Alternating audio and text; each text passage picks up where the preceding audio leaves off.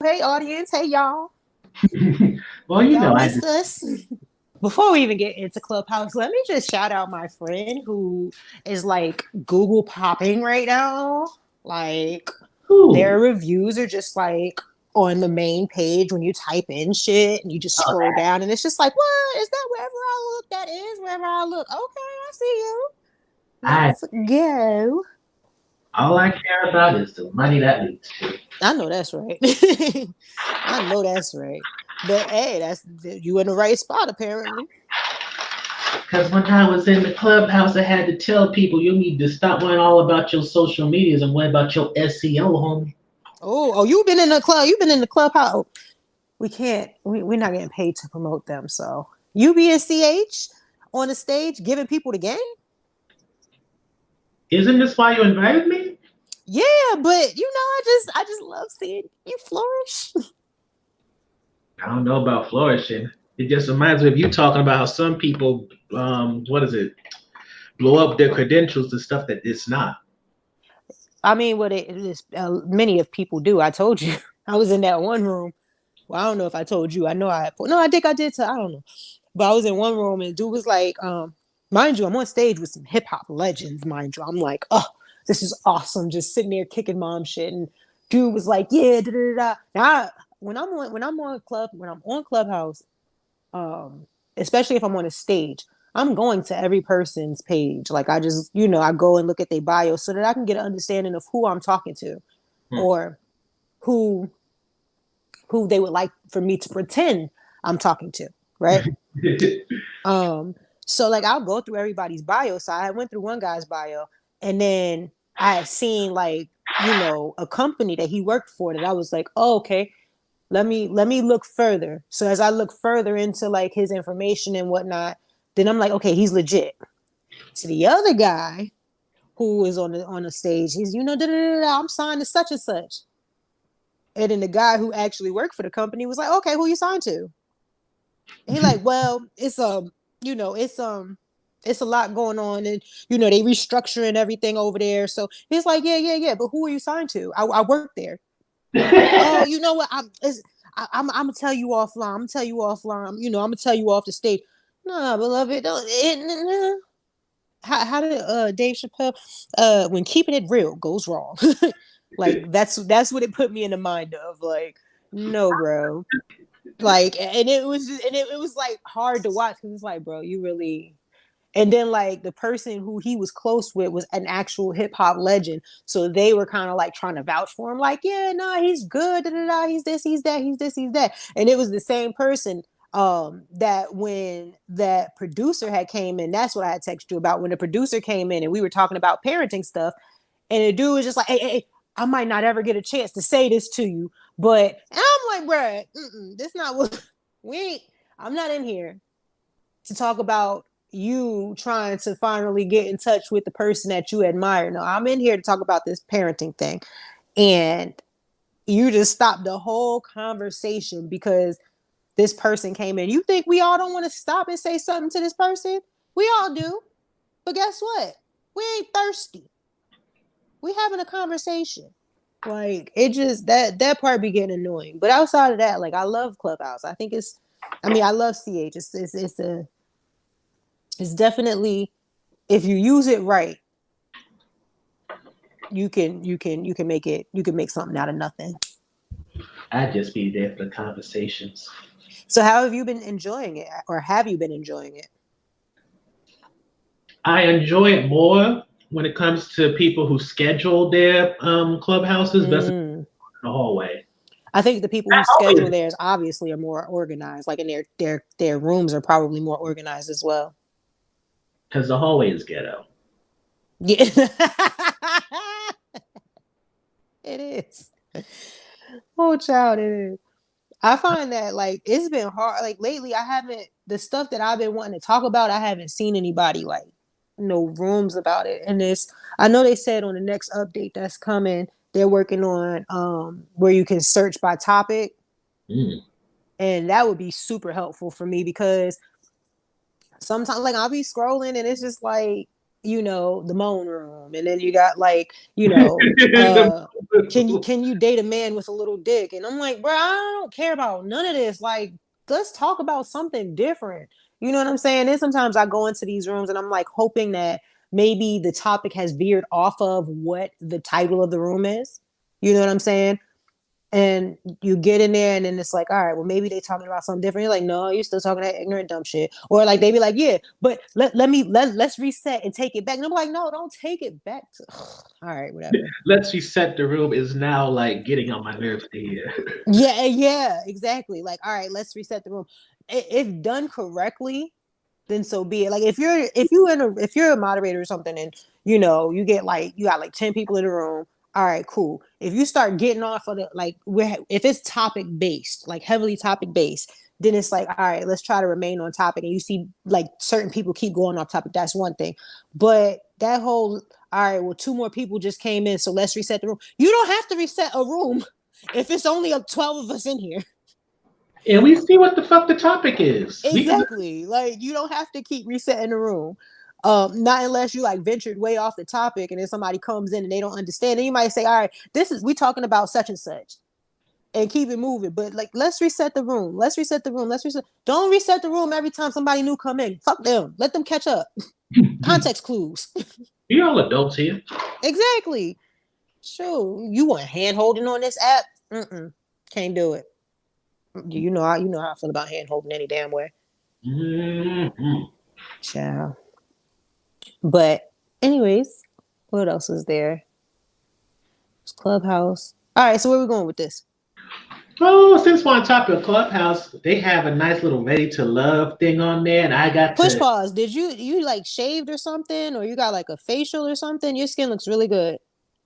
I just cut my hair, not top hair, but Your shave. facial hair got you. I just Brings out your face a little bit. all I Although know. I usually don't appreciate people who cut off their beard.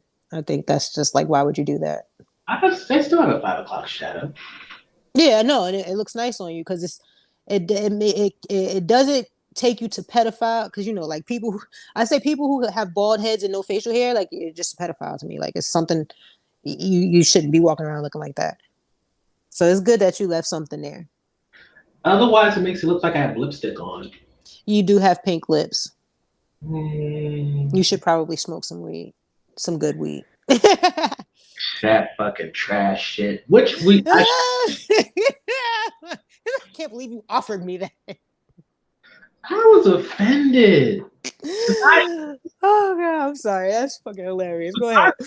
I may not smoke weed, but I smoke like hookah cigarettes and all that, and I know I can take that down, hold it in, and I'll be good. Whatever the Mm-hmm. fuck I was offered burned. I was not down for that burning sensation. That's how that aunt got me was. She was like, "What is this? This is not good. What is this? Did you just pull this out the ground? Is this even TA? It's not weed." My dad asked me the other day, because I had a cut once. I'm getting eczema on the back of my hands really bad. Well, actually, all I'm like my body, like my shoulders, my neck, and my upper back has been like on fire. Like if I get out the shower and like from the time me getting out the shower and drying off to me putting shea butter on, like that shit is painful to the point where yesterday I had to call AJ in the room like, "Hey girl," that's how, when I want something. That's how I talk to her. I'm like, "Hey girl." And she's like, "What's up, mommy?" I'm like, "I need you right now." She's like, "You need me?" She love being needed, boy. So she ran upstairs and I'm like, "I need you to put some shea butter on my back. I can't reach it right here and it's on fire."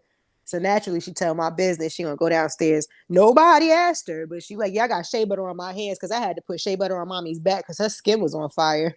Like, that is a lot of my business. Yeah, she gets so mad when you tell. Oh my gosh, the offense. Oh my god, how dare you? But yeah, so my dad was like, he's gotten CBD oil, like the CBD cream stuff, and he burnt himself on the stove, like some grease had popped up and burnt him. And he said the CBD stuff helped him a lot. So he asked me, he's like, you got CBD, don't you? I said, "Dad, you know I don't got no damn CBD. THC, but not no CBD." Shit. But yeah.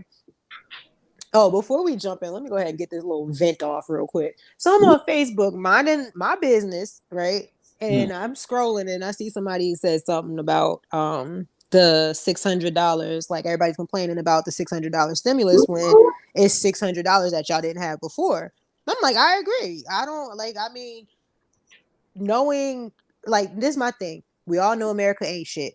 We all know that we deserve more assistance and we deserve more help during these times. We know that, but we also know that in this country where money goes over everything, they're not going to try. Like they're going to penny pinch. They take handfuls, but when they give, it's penny pinching. We know that, and they're going to try to do whatever they can to make that penny pinching as get your fingers even closer. Like you pinching off too big of a piece. We know that. Like that, we know that for a fact, especially the Republicans. Like we know these things. So if we already know that, then it's like why like don't I'm not gonna say don't complain about the 600, but it's like it's coming either way. You know what I'm saying? Like they said that that's what they're gonna get. I was already prepared to receive nothing because this is America. You know what I'm saying? The first time it was like, okay, here's 1,200. Whoa, y'all niggas is giving out 1,200. That's crazy.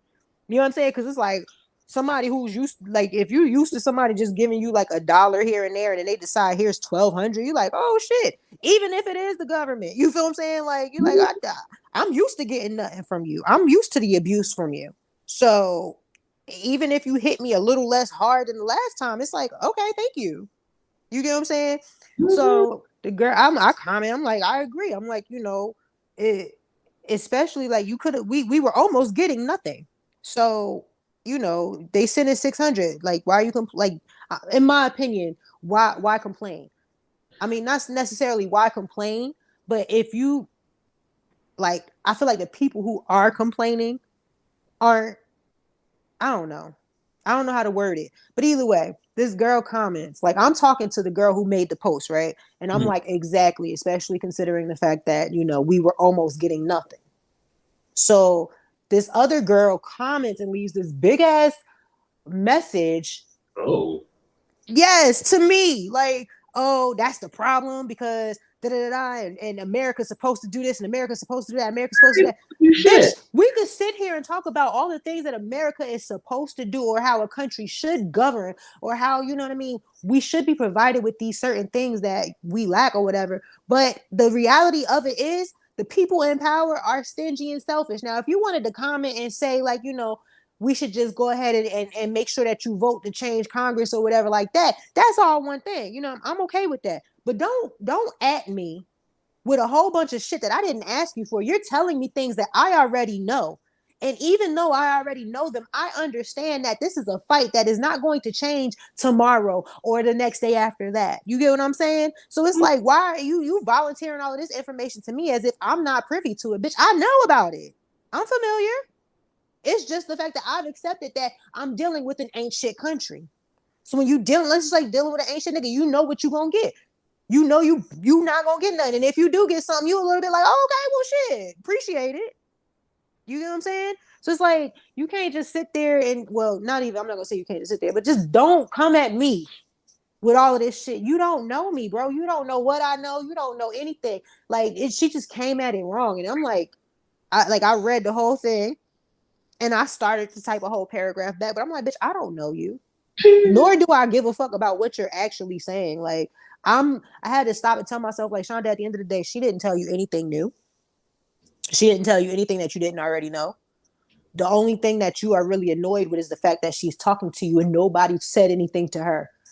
You know what I mean? Like, nobody asked her for her input. No, like, she just jumped on, added me, and volunteered some shit. And my thing is this: I said the same thing as the person who posted the shit. Why you at me?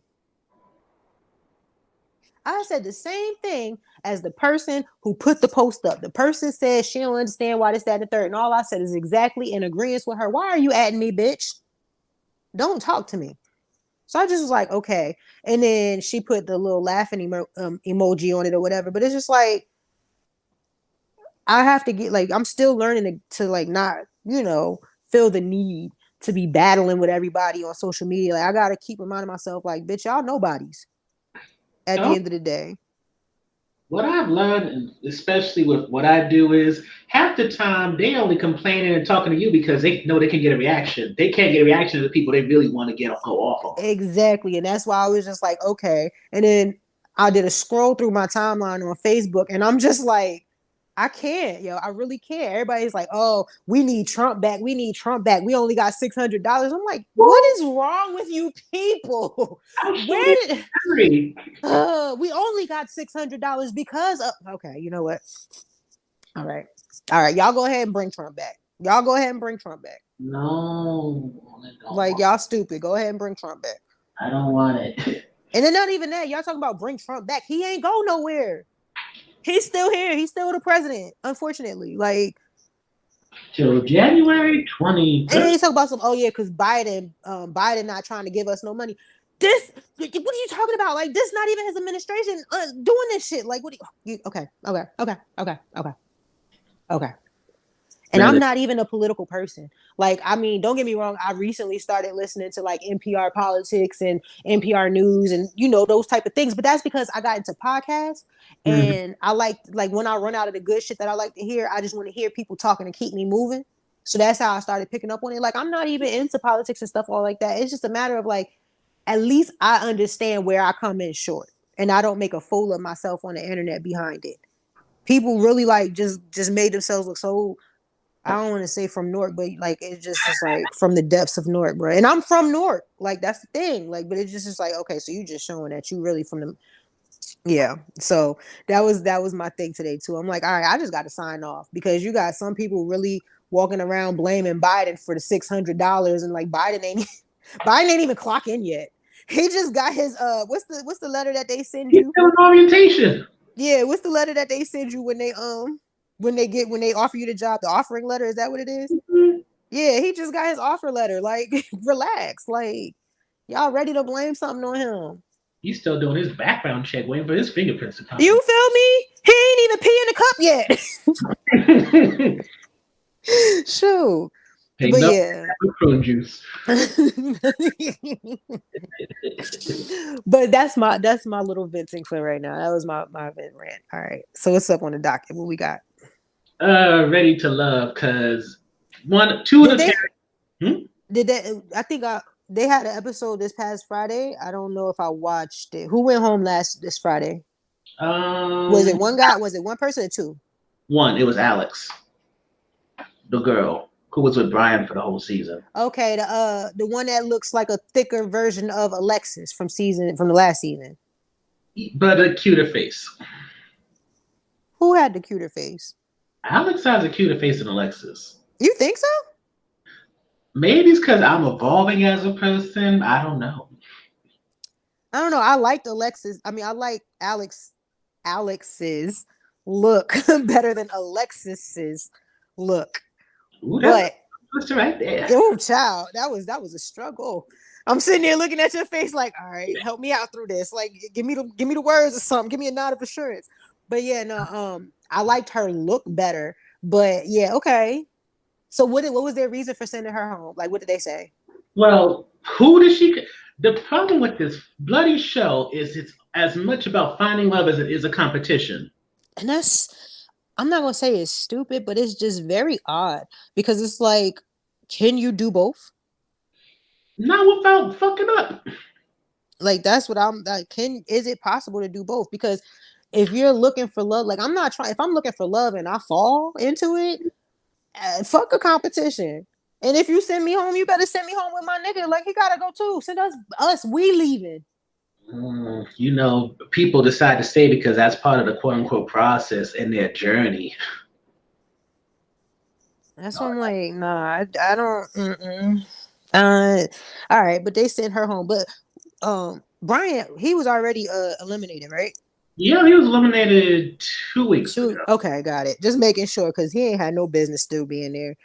He Ow. bothered me. I don't like that hit me when she was like really trying to have those serious conversations with him, and like he was really just like, yeah, nah, fuck your problems. I'm gonna make a joke out of them because I'm not, in my mind, I'm not mature enough to actually receive and give you the responses that you need in this type of moment. Like it just I don't like that. Like she was really trying to open herself up and tell him something. And that's why when they sat around with nephew Tommy, and he's Mhm. like, yeah, whoever the other guy was, he was like, oh yeah, you know, she was telling me about her parents. Well, I think it was her parents. Yeah, her parents, because her mom, you know, had an accident or something, and she needs care, and her father just.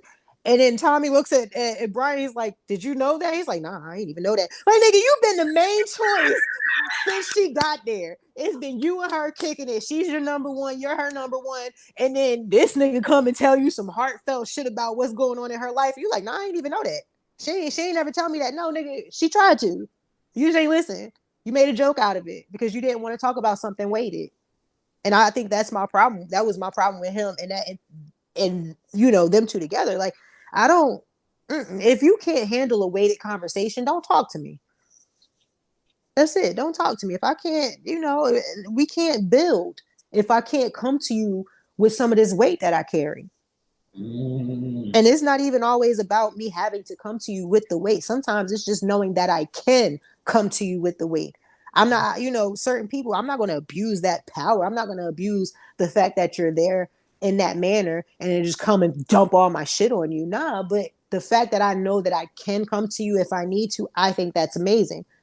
And he just wasn't showing that at all. Like once they had that conversation with Nephew Tommy, I was like, yo, he need to go. Tommy should just send him home. Like he ain't listening to these bitches. No offense, you know, but you know, it's just how I talk. Yes, we know. Okay. People probably like, I'm so sick of her referring to women as bitches. Like, relax, I'm from the hood. Plus, you don't mean it in a derogatory sense. Exactly. Like I never do. And the sad thing is I call everybody a bitch. Like everybody gets hit with a this bitch. Bitch ass nigga. Yeah, I mean, I rarely say bitch ass nigga unless like I'm really heated. But for the most part, you know, that might come too. Mm-hmm. Let's But see. So it was Brian, Simone, Alex. I wish Simone got to stay longer because she was in the clubhouse and she explained a lot of stuff that was going down on push there. pause. Which one was Simone, the attorney, the 38-year-old attorney? Johnny was apparently also a comedian. Really? Yes, but for her narrative, they just focus on her being a lawyer. Hmm. I can see that though. And you know what bothers? Well, I ain't gonna say that. I feel like a lot of the people that they casted, it just looks like an updated version of last season. Yeah, and apparently this whole season was actually 3 weeks. So this whole week by week thing is a lie. Hmm. On top of that, she exposed, well, she didn't expose them, but she put us to game that if you look at the outfits repeat from like early episodes to late episodes. And it's not Hmm. because that's only, Because they only on. Wait, were they actually in Texas or they were somewhere like on an no, they island were in somewhere? Texas on a resort, but there was situations where they had to stop filming or other stuff that Mm. the way that she makes it seem, and also Chris was in the room, it's some bullshit. Like they tried to bamboozle us with some entertainment. Not Why bamboozle. you ain't ping me to the room? How do You you do rude. that? You there's a button. I think it's like the plus button Oh, down by the you know where the peace sign is, and then yeah. I think like the mic or something. I think there's a plus button. You press that, you could ping. You could choose who you want to ping to the room. You should have pinged me, bro. I would have loved to been in there getting the tea. I apologize. I was, No, you know I was like day 3 or 4, so I was just like learning that if you hit the peace that's sign, true. Then you leave it. But okay, so what else? What other tea was spilled in there? Chris said that Oh it's wait. Which funny. one was Chris? Which one was Chris was a Chris? really skinny one who was a Ah, radio. the radio DJ. He I also said, liked him. yeah, but Naya, she. Oh, can we talk about that? Or Is that wrong? you want finish your thought on like what she was saying in the clubhouse, and then we could talk about that. Okay, so Simone was talking about how she had a relationship where she, beyond what they saw, she also kissed Jay, but then he kind of hid it from everybody. So Jay ain't shit.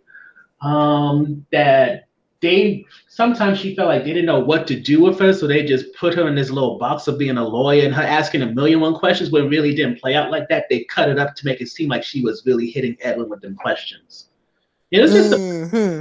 what they really put out there between her and Chris is that there's a lot of editing fuckery going on for the sake of entertainment and storylines that don't give you the full picture. Mm-hmm. I could see that. It seems like it seemed like there were things missing. Like just okay, that was like out of left field type thing. Yeah, because Chris is even talking about that date where he had with Naya, where he revealed that whole half and half thing. That came out of nowhere. That was not a planned date. Production set that shit up, and then he found out about it and had to run over there. Oh, with the friend? Yeah, with her sister, Mm. whatever. Now, Naya, I was ready for her to go. I was so happy when they kicked her off because I didn't like how she responded to him.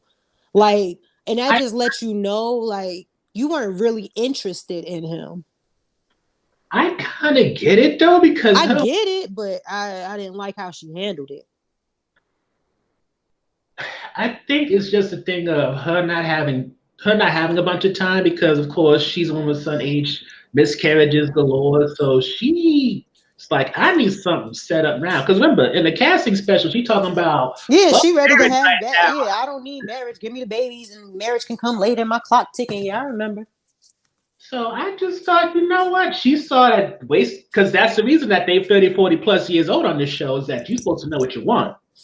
I She saw mean, and when you put it like that, I get where you're coming from, and I got where you're coming from before, but it's just like the way she handled it. It was just like so distasteful, and then she just was like jumping on the next person all quick and stuff. Like, oh, this is what I'm talking about, and then kind of like dogging him out. I didn't like that.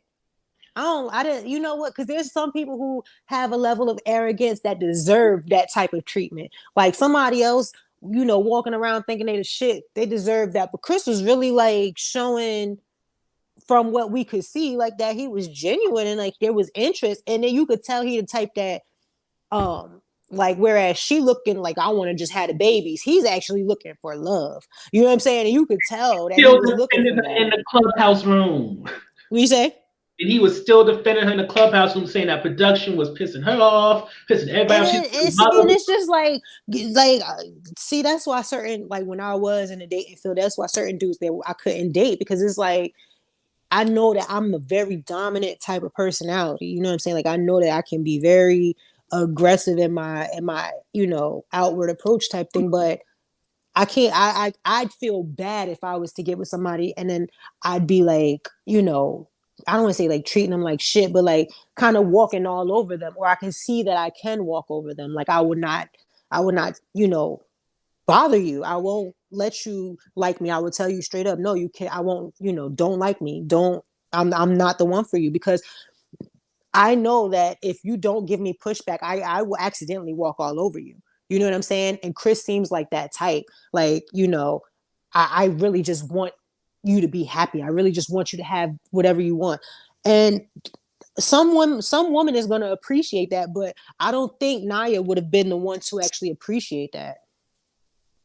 Probably not. Judging by how she handled things, like it really hurt my feelings to see him have to like bear that because throughout the whole I don't want to say the whole season because now you're telling me but like throughout the 3 weeks or the 2 weeks that they were there the couple of days they was there um he was nothing but nice.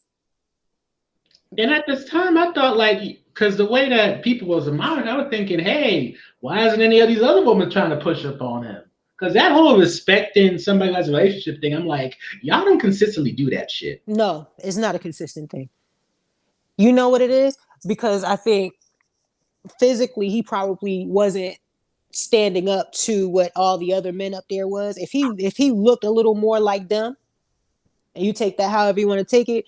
But if he looked a little more like them, then they would be, oh no, I'm stepping on toes because I want. And it's just like, bro, y'all don't be understanding. I don't want to say he ugly, but it's the dudes that aren't, you know, put him on the cover of some sec, GQ? yeah, not even GQ because I think GQ is more so suave and debonair. I could see him on the cover of a GQ. I'm talking about like on the cover of a Sports Illustrated or whatever that man magazine is where the men be all naked on the cover all the time.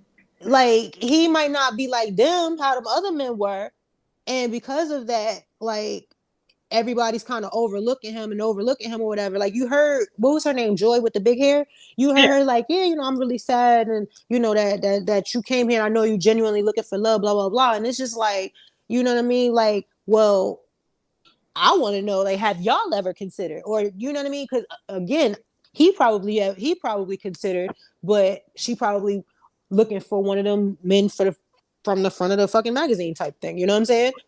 Let's not hit that trigger. Oh, let's hit That it. was just a side effect of having female friends sometimes. What do you mean by that? So many levels to that. Ooh, that Well, reminds me. like they friend zone you and shit. I don't know, because I don't like using that term friend zone, because then that means I need to stop being fucking friends with them. If I can't handle being friends with them and not something romantic. Right. Yeah. That's how. Yeah. No. Ain't no. You ain't friend zoning me. If I want you and you don't want me back, I don't want to talk to you ever again. Bye. Trigger.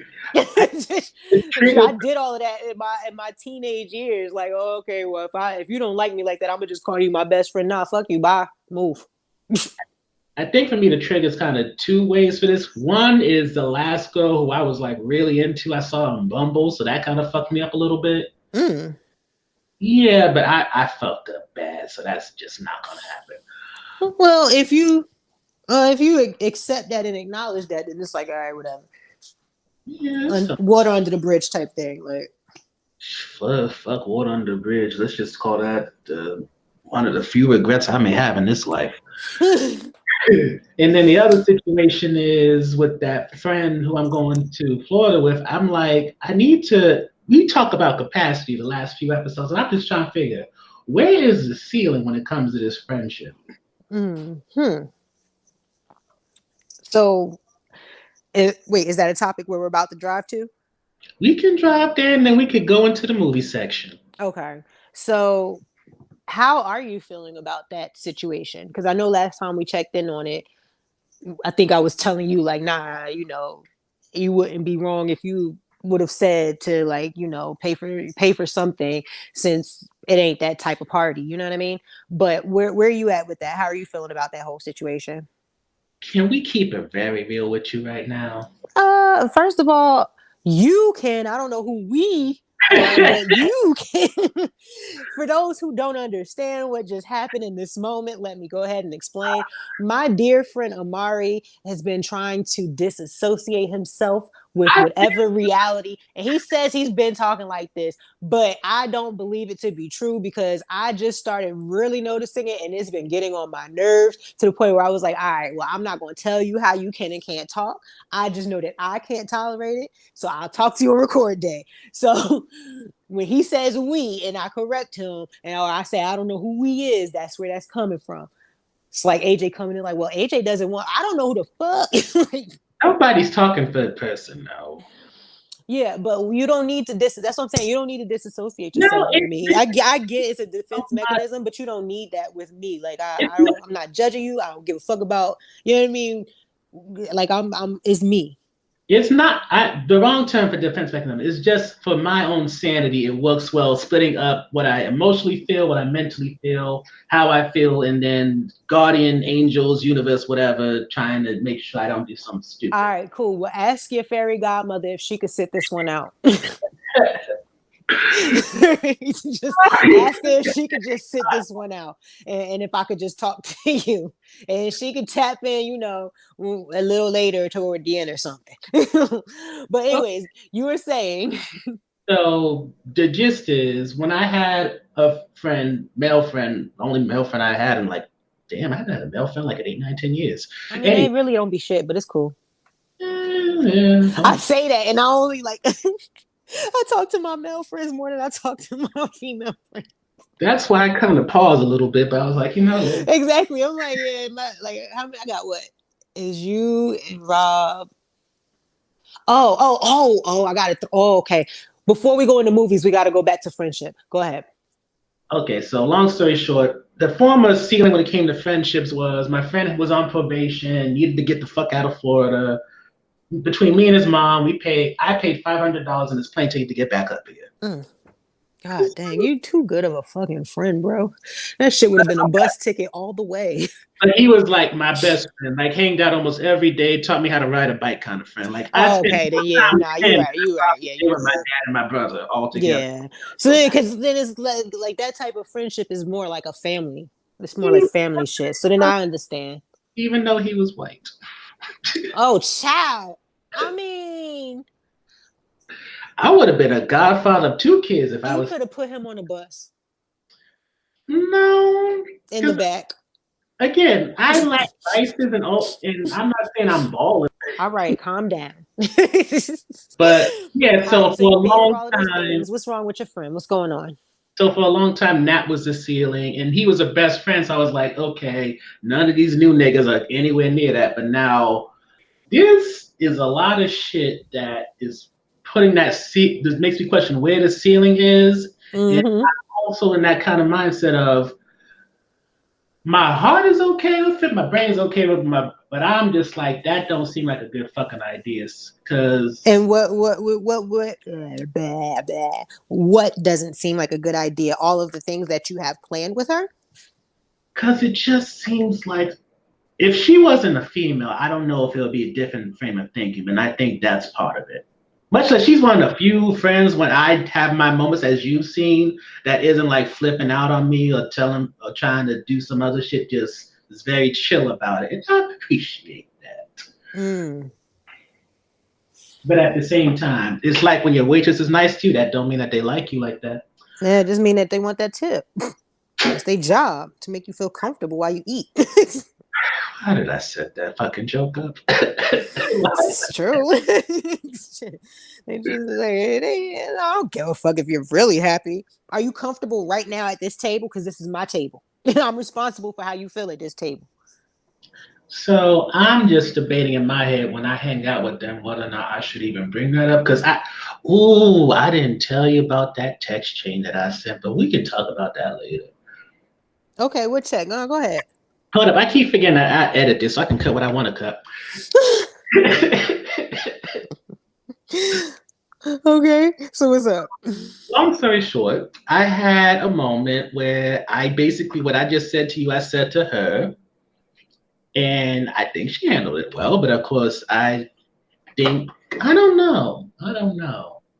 I Hmm. don't. But Well, you didn't really say much there. It's a lot of not being sure. So well, the problem is you don't know how to conduct yourself or how to plan things out for when you get there, or what you don't want to do the whole universal and the fun things, or like what's the I just feel like this is too much shit that I would do if I was dating someone. And of course, she's a good friend and all, and I would like mm-hmm, to have a good time. Because, mm-hmm. like, at what point am I going to have to face the whole when? What is the best way to put this? If she was unattractive to me, that would be one thing. But she is attractive, and I'm wondering how much of this is my brain, my heart just going on with it, with me just kind of like side eyeing it and let it go. So it seems like you're at a place where excuse me, it seems like you're at a place where you're kind of like mm, I'm mm, I'm doing a lot of girlfriend shit for you to just be my friend. Yeah, and I don't know if that's kind of like I don't want to say fuckboy thoughts. No, it's not fuckboy thoughts though. Like it's legit. Like you doing. I'm paying for a lot here, and you're not. Like I set it up, and granted, like I wanted you to come because I know you got things going on or whatever. But it's just like, all right, you find her attractive or you like her. Both. Okay, Oh, hold on, when you so say fun, then yeah, like it's just like you already dancing on a thin line. You already dancing on a dangerous line. To be honest, I know when I had a friend like that before, and I how had did that go? oof. So I think I took her out for her birthday to this nice restaurant in Victor's Cafe in New York. It is a nice place. I like it. I need to go there again. But I had this conversation. It was maybe like a little punk ass way to ask it, maybe, but I Mm. asked her, why haven't we ever dated? And the answer was just like, why did I even ask this fucking question? It made you feel like, yeah, nah, this is not an answer that I really wanted to know, type thing. Yeah, because it was about something of, I know one part was because I want to get married, kids, and she's not about that life. Okay. And the second part was something about emotions or something like the way that I received it was if it was a fuck buddy friends or benefits type of thing, that would work, but anything beyond that is a no. Mm. Now, granted, years ago, my memory probably twisted the fuck out of this shit to what my emotions took it as. I So mean, that'd be word for word. yeah, but the gist of it. So Mm. like here's my thing. When I used to deal with situations where it'd be like, all right, so in high school, like my first job was at like Sam Goody. And there was this dude that I started working with. And I had the biggest crush on that nigga. Like, I mean, just the biggest crush. Everything about him was just like, ooh, ooh. Like he had this is, mid to well, it was like what 2005. Sam Goody, they got a business, so it'd have to be back then. Yeah, I'm trying to remember if I was because he was a senior, I was sophomore. He was him and at the same age, so it was like 2005, and like he had an Acura. It was what was this? An Integra. Damn, I ain't said that word in forever. He had an Acura Integra. It was clutched out, and I was just, whoo, baby. You know how I feel about driving stick. So it was like, oh, you drive stick, you look so good. And for some reason, it's so funny because for some reason I look back at these things and in those moments back then, like I'm like, oh, you so fine, you look just like Omarion. And then I get older and I'm like, where did you look like Omarion at? Like you never look like that nigga. What the fuck was I seeing? But I had liked him so much. And he had a girlfriend. And not Oh, only did he have a girlfriend, but he wasn't interested in me like that. And it was like, all right, well, I'm gonna make you my best friend. That's why I don't even like toy with the words best friend no more when it comes to like male friendships and stuff. Like I don't play that shit no more. Because like I knew then like I was trying to make you my best friend because I just wanted to be close to you. I just wanted to be in your life and I wanted you in my life. But I was hoping that if I be your friend long enough, you'd be like, oh yeah, I like you too. And that never came. I mean, granted, like I hit it a couple of times, but it huh? never went in like later on in life like Oh, it was years after. Yeah, girlfriend? yeah, no, this was like when I started hitting that, it was probably like 21. Yeah, it was years after we started being friends. So I hit a couple times or whatever, but then it was just like I'm seeing that you genuinely, you don't have an interest in me like that. Like you care about me as your friend, like, and that's really all you see me as. So I just nipped that in the bud because I knew how I am. Like I knew that if I like you like that and you don't like me back in that same way, and I just try to keep you in my life, it's only gonna make me like you more. It's gonna make me mad at myself for liking you more, and it's gonna make me mad at myself for teasing myself with, you know, this is okay. This is okay for now. Like, nah, bro, that's not okay. I don't want to just be your friend. And if I can't, you know, be with you in the way that I would like to be with you, then there's really no point for me to keep you in a constant rotation of my friends. Like, you know what I'm saying? It don't make sense for me to hit you up every day and see how you doing or whatever, because those type of repetitive actions are going to make me like you more, going to make me feel more comfortable, and is going to in essence mislead me. And that obviously it wasn't his intention, but it was me getting caught up in my feelings. And it's just like so much shit. It's like a split screen. And everything is going on in my head about, liking him. And then you look on his screen and that shit ain't got nothing to do with me. You get what I'm saying? So it was Mhm. just like, yeah, nah, I like you enough to know that I don't need to be close friends with you like that. Like, you cool. I see you in passing. What up? It's always going to be love, but I don't need to talk to you every day. I don't need an update on your life. I don't need to know what's going on with this and what's going on with that. Like, I have enough friends at this point. You know what I'm saying? Like, I have enough male friends, platonic male friends. I don't need another one that I like. So if I like you, I don't want to be your friend. I'm good. Yeah, that situation exists for one, two, three people in my life. See? And it for me, I feel like my worry would be that I get hung up, especially if there's a void that I feel, and then I feel like you're filling it in. And then I always like somebody I know, one of my homegirls, she had hit me up recently, and her and her man were like going through it. Like, I don't want to say going through it, but he's just kind of shitty. And she started like, there was another guy that was working in her apartment complex that was kind of like, showing her some interest, like, oh, you're so beautiful, I want to talk to you. And so like she hung out with him once and she called me like, oh my gosh, like I'm so smitten and da da da. He got me feeling like, girl, bye. You don't feel none of that. It's just that you haven't had it in a while. And then when you get it, it feels so good that you feeling like it's him. And I'm like, nah, it's just that feeling. Like it's not him. You're not really into him because it's just a void that he filled for the moment, something that he made you feel something that you hadn't felt in a while, and you're attached to that feeling, not necessarily to him. But if you misconstrue it and you think that you're attached, you're attaching this good feeling to him specifically, then you're just going to be head over heels for this nigga, and he gonna be looking at you like, bro, you doing the most right now. And that's what it was. She like, yeah, I tried to call him, he ain't answer. He said he wanted to hang out, and or I asked him if we could hang out. He was like, yeah, he's pretty busy, but he'll get back to me. That was like 3 days ago, and I haven't heard from him. And I'm like, yeah, you scared him away, and it's not necessarily you.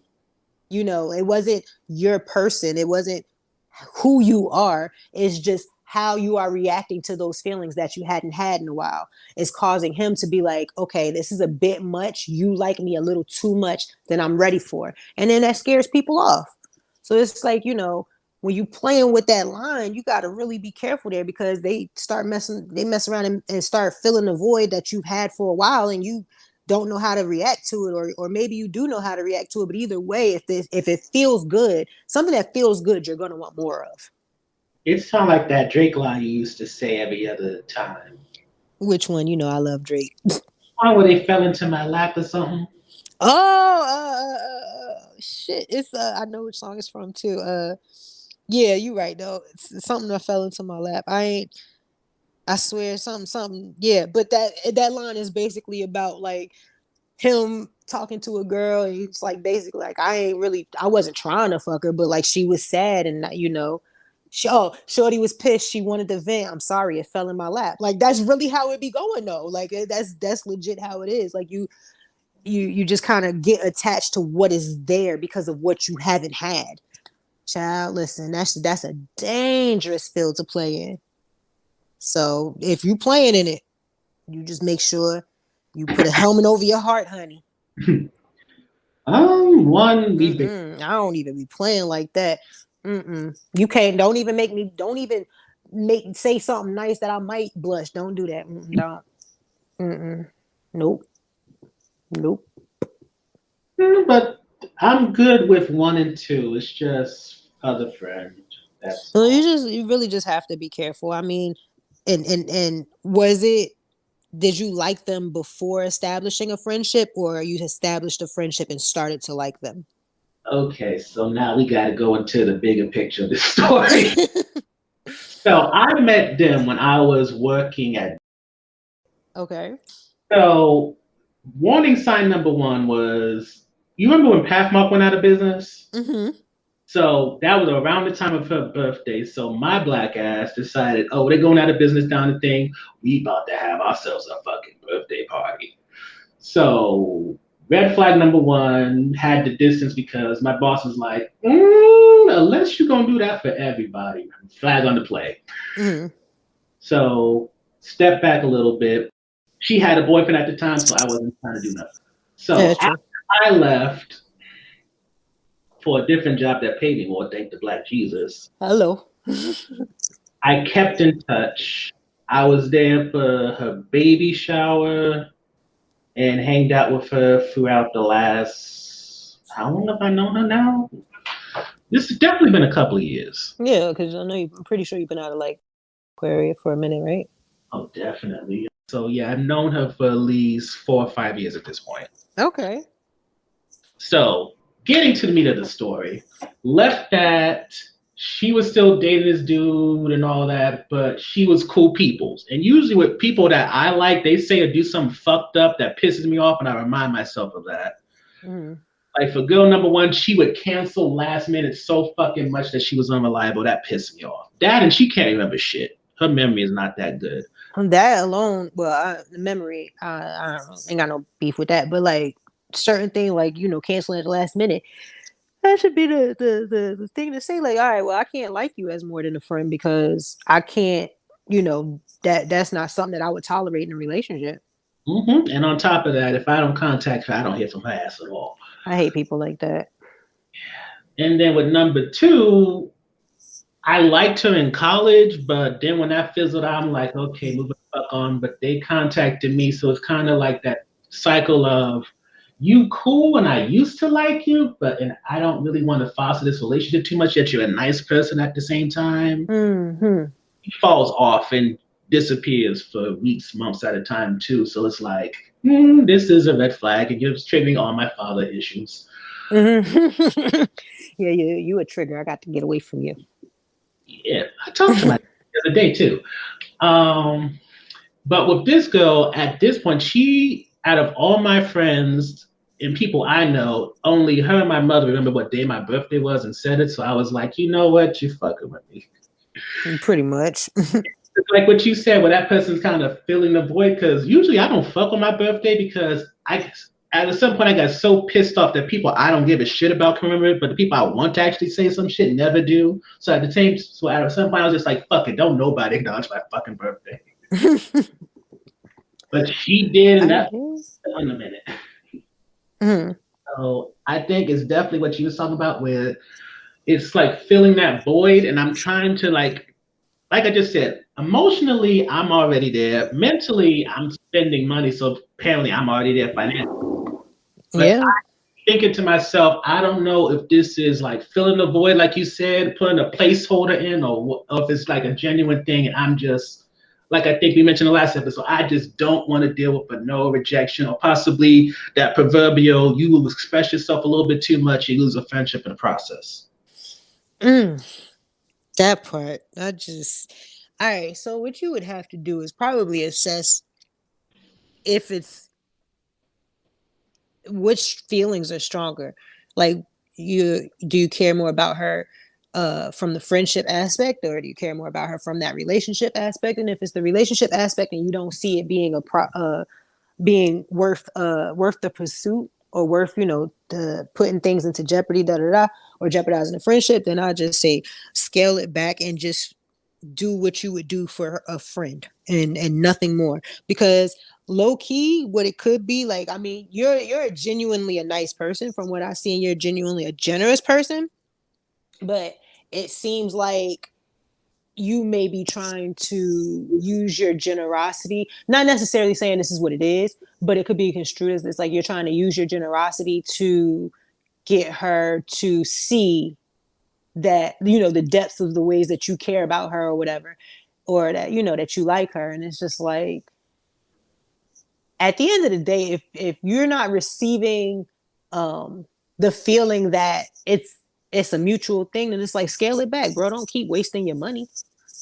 Because not for nothing, if you wanted to, I mean, like, if you wanted to put money out, at least get some pussy back in return. You know what I'm saying? Like, if you Go back on buying stuff, at least get something for it. Like, you like you go back you on dropping money that like that. You ain't this ain't no, here's a gift card type of friendship. Like, you over here really spending on her. And not saying that that's a problem, because it ain't tricking if you got it, but it's still a matter of, like, even if it doesn't dent your pocket, it's the message behind it. You know what I'm saying? It's the message behind it. You might be doing these things just from the kindness of your heart, or because you like her or whatever, and she may be just, I don't know how she gonna receive it, but most of the time women ain't gonna stop nobody from paying for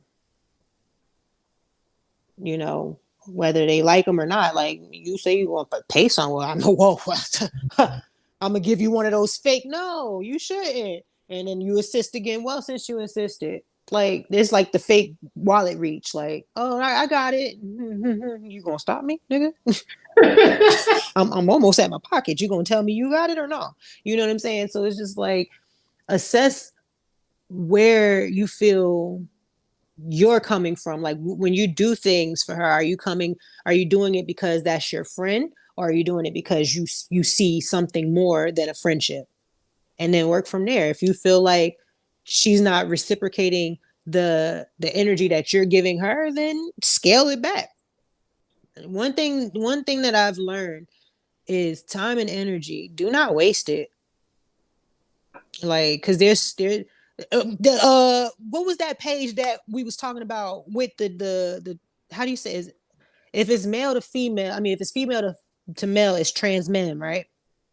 Female to male is trans men, yeah. Yeah, like that trans man with the Oh, the person on Facebook. yeah, I don't like that dynamic. Okay, for y'all who don't know, I had came across this page.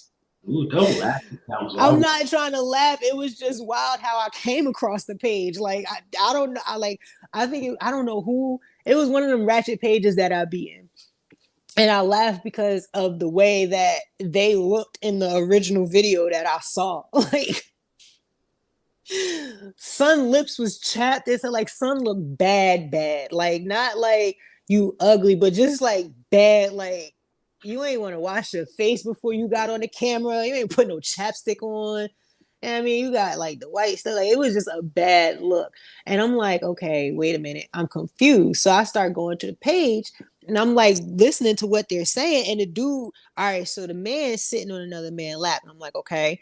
But the man, like the dude, the trans man, but he was sitting on the man's lap, and he's like, yeah, something. What caught me was the dude was like, yeah, bay this, bay that, but he had the flamboyant accent. So I'm like, okay, so I'm confused. So then I'm started looking, and the person, like the default picture was, it had something to do with a baby, and I'm like, okay, I'm a little bit confused. So I go to the page and the trans man was like kissing the baby. So I'm like, okay, this was before I actually realized it was a trans man. So I'm like, okay, maybe it's just like a lesbian, mother type thing. So I go further and I'm looking. And like I start seeing these pictures. Apparently, I don't know if you remember, did he transition first? No, he had the baby and then transitioned after, right? I'm looking through their page. You looking at it now? He's a cute child. Yeah, the baby was cute. But either way, so the dynamic of the relationship was something like it was the woman and she was with the man and they had the baby, and then she decided that she was going to start to transition to a man. So now it's, the man and the boyfriend. And they're in a relationship raising. Now I saw so much strength from that because how would most of us respond if our partner just came to us and was like, yeah, so this vagina ain't for me, beloved? I mean, that's the real question of if your love has conditions or not. That part. And that's another thing when we talk about like, oh, I want unconditional love. And all love has some type of condition. I mean, condition, you ain't got standards. Yeah. Huh? Wait, say that again? You don't have conditions, then you don't have standards. That part. I mean, because at the end of the day, if you tell me if you do this, that, and third, then it's over. Then all right, cool. But I mean, at the same time, does that mean that you stop loving that person, or is it just that they tested a boundary? Well, it's like they say on the show Black Love. People gonna evolve and change throughout their lives. So you have to keep falling in love with them. That part. That is so true. Yeah. That is so true. But yeah, so that story in itself, like, I mean, not for nothing. The guy, like I said, the boyfriend had the accent already, the flamboyant accent. So it could be that he was like, oh yeah, I'm definitely with this. But either way, like it just shows you like there is really somebody out there for everybody. Like it don't matter what type of love dynamic you're looking for. There is somebody out there that's like, oh yeah, I like that shit too. I never understand is why you gotta flip people off in the pictures so much. Yo, do you ever like? I ain't gonna say like I noticed that some when I see some trans men, it seems like they're doing the most to be extra aggressive. Well, it's like when it's a trans woman, they're doing the most to seem extra feminine. Because at the same time, you want to seem fish and seem very real. So it's kind of like if you're gonna, that sounds so disrespectful. So I may need to pause on that. I think the idea is there's safety in presenting yourself as the gender that you feel you are. See yourself as whatever the proper terminology is. Because otherwise, if you seem like you're not fished, and as they say in the Netflix documentary disclosure, then you're presenting yourself as a potential threat, and you're gonna not a potential threat. What's the way I'm trying to say this? I don't know. I was hanging on what you said potential. I'm like threat. I'm gonna have to ask him how. The word isn't threat. The word I think is I was when I said threat, I meant like in terms of men with issues about their own gender and what they sexually enjoy. I don't want not insecure, but Not fetish. That's not the word. I Um, think I know what you mean though. such a shock because I'm dancing around this because it's like I It's a really sense, yeah, it's a sensitive topic. It's like, how can you say it without being offensive type thing? But that puts me also in the mind of what's her name? Flame Monroe. I love he she we. Yes, I love yep. But doesn't Flame and Marcus only date stud women? Yep. You get what I'm saying? So it's just like And the dynamics are just like, whoa, there's really somebody out there for you. So if you feel like you wake up tomorrow, you want to be whatever it is that you want to be, there's somebody out there that's like, oh, I like that shit. This is new. I like this. Come on, let me see. but it also you gotta add that thing is if you want to find that person, half the time you just can't pray to God and hope they find you. Oh hell no. Mm-mm. Nope. You got to put yourself in a position. You got to put yourself in the spaces where they will be able to find you. And with that note, when people talk about how they keep finding ain't shit people, look where you keep going. Hello, hello. Shoot, my sister, like, I'm, I'm Mm. not a fan of her male friend, so I'll be trying to encourage her to like interact with other friends. And she's like, "Well, it's quarantine. Where I'm gonna meet somebody?" I sent her right into the CH. I know. I saw she had me. Sent her right into CH. As soon as they gave me an extra invite, take this. You don't have to go out. You know what I mean? And you work your way in. You sit in, you listen to a couple conversations. Maybe them conversations will inspire you in different ways and move you in different ways, and you know what I'm saying, and so forth. Because I know there was one. I don't know if I talked about this here or what, but I sat in on a room. It was a fat phobia room, You said and this episode. I said on the last episode. Hmm? Okay, so then yeah, I don't need to repeat it. But yeah, so it's just like, it'll inspire some type of thought or, move you in some type of way. But my goal is to get her inspired and moved and maybe, moved on to somebody else. Cause I don't, Do I need to cut that or no? no, no, you don't have to cut it. Yeah, No. that's genuinely just me caring about like, and because sometimes you do look at people and you're like, yo, I see so much more. Like you deserve more. You deserve better. And you get people like my sister and other people who I've seen with these really good hearts, and it's just like, bro, like, nope, nope, cut that nigga loose, cut him. And I think that's probably one of my major issues is I can't just say shit like that to somebody. I have to get involved because it's like if I keep saying that shit, then it's just like me trying to like, what's the best way to put it?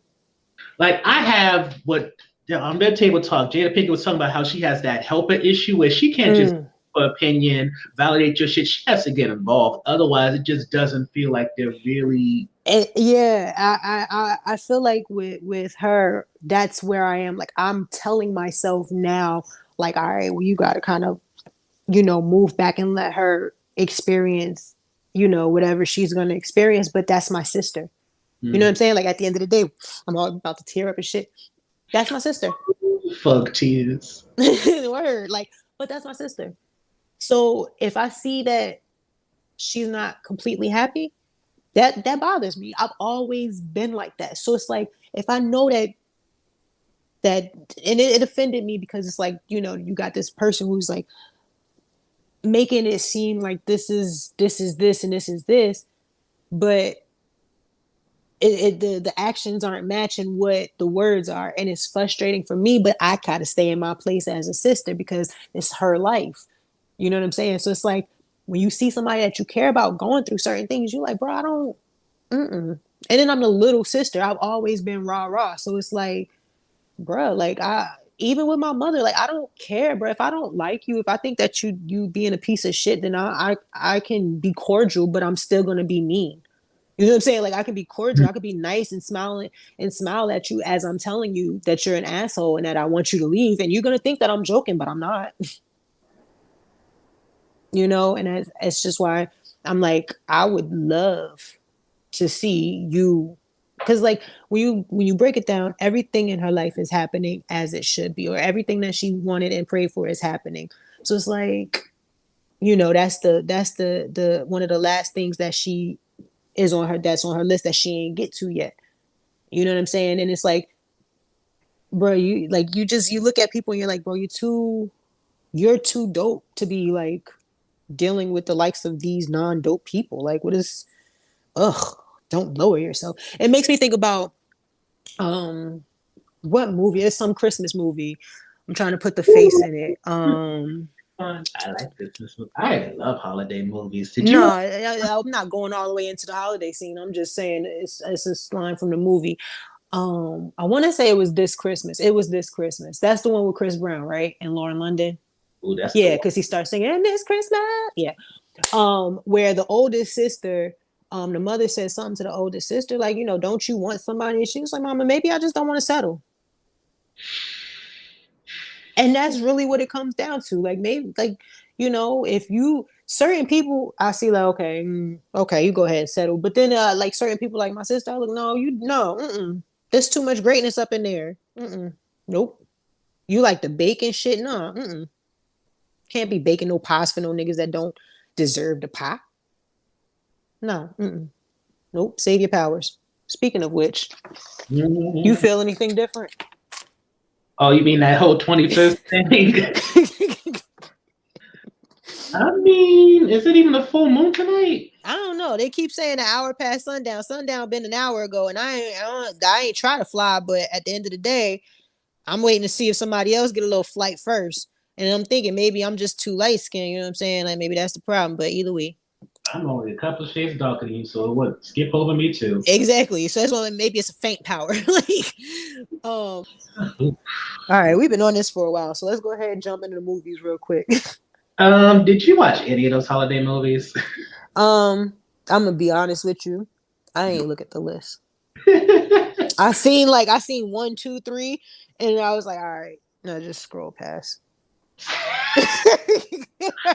we back to. Did you please get to watch the screen up for Sylvie's Love? I didn't, and I'm gonna tell you why. Because I set up my time, I set up my reservation and whatnot, and then I remembered that I don't have email notifications. So I set it up, and then like on the 18th, I was like, I think I was supposed to do something, and I went into my emails, and it was like you're screening. I don't know what shit said yesterday. I was like, oh, well, we tried. We took the first two steps, which is important. Maybe next time we can get to the third. Especially because all these screenings are now online. That too. But I did watch Ma Rainey, the Ma I, Rainey movie. I'm telling you, I ain't studying you. That's gonna be in my I list. loved that. I'm like, wait, why don't we say that? Like, they really be killing. I ain't studying you. I loved it. Viola Davis is. I like Monique when she played the role in the The best Bessie movie with Queen movie. Latifah. I liked her there, but can't nobody touch a motherfucking role like Miss Davis. What Can't I, nobody touch a role like her, man. what I liked about her in that role is she wasn't this like crying boogers all over her face character who just seemed like they've been beaten all their life. Okay, calm down. She played in Fences and did a little snot. You don't got to keep bringing that up. Her fences, the help, a lot of her major like roles like that, and also doubt. The ones she gets acclaimed for is usually when she's like this downtrodden, dark-skinned black woman struggling. I You don't hear them I'm talk. not, yeah, but you know what? I don't care about the awards. That I don't care about the awards when it comes to her, because fuck them Prominent. awards. Like I'm from a culture where we're in the process of shifting out of, okay, your awards don't mean shit to me, because for me, like the feeling that she gives, like I get the roles that she's played, but every role that she's played, she's brought it. And I don't think there was anybody else who could have brought it like that. So I don't see it as her just being a down, the bad, in a bad way of black woman, or, a bad way dark woman.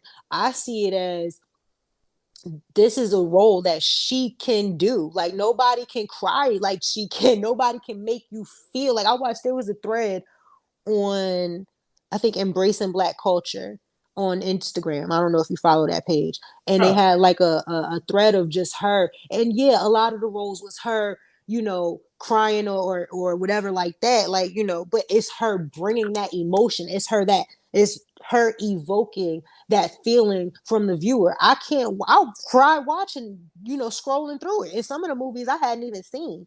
And mm. it's just those moments. It's like, okay, they showing you 30 seconds to a minute of her in this scene. And I'm sitting here with tears in my eyes, like, God damn, I wish she would hug me. You know what I hope she's in next? What? I want her to be in Sister Act 3 As who? as one of the nuns. Oh, okay. I thought you was gonna say as Whoopi. Not as Whoopi, but I agree. Because I, when you look I at would her like to see interview, her she like is that. funny as shit. I want to see her in a comedy role. But hasn't she played a funny role before? Comedies. Let me look up her life real quick. I feel like she played something that made me When laugh she was in before. United States of Terror, her role was kind of a comedic role, but that was a while ago. United States of Terror, where Yeah. where Terror had all the personalities. Yes. She was in that. I'm gonna have to go back and watch. I haven't watched that in years. She I was remember Buck though. Buck she was was an wild. artist in that one who worked with Brie Larson when she was on it. Yeah, Brie Larson, I think is her name. She was making her. Oh my God, she had the most perfect quote that I tried to live by. Oh my blackest Jesus. From what movie? No, from that show. It was such a good bloody quote. On the United States of Terror.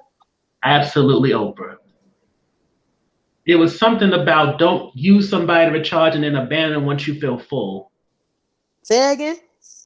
I'm trying to get the right words, Holmes.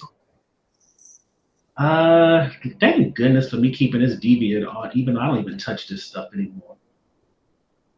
Where's all them quotes at? All I see is these drawings I used to do. Mm-mm. Look at my life. You know I'm gonna cut this little thing of me trying to get my life together, but that's a It's like timestamp. you best believe it. Ooh, okay, this is from like 2010, so it should be like there somewhere. United. No, you devil woman. Viola. Yes, here we go. Everybody accesses everybody, but when you do your soul work with people, then you hurry home and hide out when your battery is recharged. That's using. Yeah, that was a lot of words. Want me to slow it down? Yeah. Everybody accesses everybody, but when you do your soul work with people, then you hurry home and hide out when your battery's recharged. That's using. Mm. Yeah, that didn't hit me the way it hit you, but It good hit quote. it hit me because it's one of those things where what is it? What is a good example? What is a good example? Like a lot of people, even though I don't have that kind of relationship with you, people think I'm funny or whatever, and they want to come do all that joyous shit while and then after that they leave off and not give me energy back. You know what I mean? Hmm. Yeah, no, I definitely get that. But again, that's why you got to protect your peace, man. It's I say that, and it's not, it's easier said than done, because I still, like, I'm so whew, mm, I'm still trying to work on not allowing others to get under my skin, when it's like, because for me, I'm like, I can't tell if you're intentionally trying to make me feel away, or Yeah. if you're just being you, and I'm just so triggered that it makes me feel away. You know what I'm saying? Like I'm not healed enough to Hmm. that. So it's like I can't tell. So I stay to myself when those things happen, because it's Hmm. like intention is a big thing. Intention is a bit plays a big part of peace, outward and inward. So it's like, if your intention is to disturb my peace, then I need to be stronger than your intention. And I'm still trying to find that type of strength You know for what? certain people. Because some people, if I don't really have to deal with you on a regular basis, and you disrupt my peace, like with that with my homeboy, where he wanted to be friends again, I'm like, I mean, we could friend date type thing, and see if this is going to be a working friendship, like if we can make this work. But outside of that, I can't allow you into my space just willy-nilly, because you already shown me that, like, not that's not necessarily that you shown me, but the way that your life is spinning, it's not in a orbit that's well for my peace, and vice versa. The way my shit spins, it might not be well for your peace, because I'm not going to censor myself on certain things that maybe you need censored to protect your peace. You get what I'm saying? Hmm. But yeah, you were about to say something. I was just going to say I felt that in a way because I think at my old job, I was just silent and not like trying to communicate much, especially because it was mostly men, so I was uncomfortable. Mm-hmm. And they would push it like to the point where I would just say, anytime they asked me how I was, the word decent would pop up. How was your weekend? Decent, all that. And I think when I went to this job, I tried to switch that. Mm-hmm. And I decided I was going to tell everything, give everything, and not. And when you said that about intention, I was thinking to myself, am I doing that because I want to seem open? Am I trying to make friendships? What is the end goal of telling all my business here? Is it Mm-hmm. like I'm approachable, or is it just because after going through like a year and a half or more where I was just not talking to people and miserable, am I just trying to flip it on it? Yeah, exactly. That part, I can definitely relate to that part, where it's just like I haven't done it in so long, so it's like I don't even know if I'm doing this right. You know what I'm saying? Like I haven't been able to open up in this manner in so long, and it's like I don't even know if this is something that I can, if I am I doing this right? Is this okay for you? You know what I'm saying? Like Yeah, and it's one of those, like, do I even want this anymore? exactly. Yeah, no, I definitely get that. But again, like when you're asking, like, what's the end game here? Why do I feel like I need to do this, or to say this, or to be like this? What am I trying to gain from this? Why do I feel like this is necessary? You know, just over explaining yourself or whatever, and it's like, Oh, over explaining myself is a bad habit. oh, I just, And then you just you dig a deeper hole trying to explain what you're and and saying. that's why you need certain friends. Like Rob will not let me explain myself to anybody. The second that I start to explain myself, he'll look at me like, why are you explaining yourself to this nigga right in front of the person?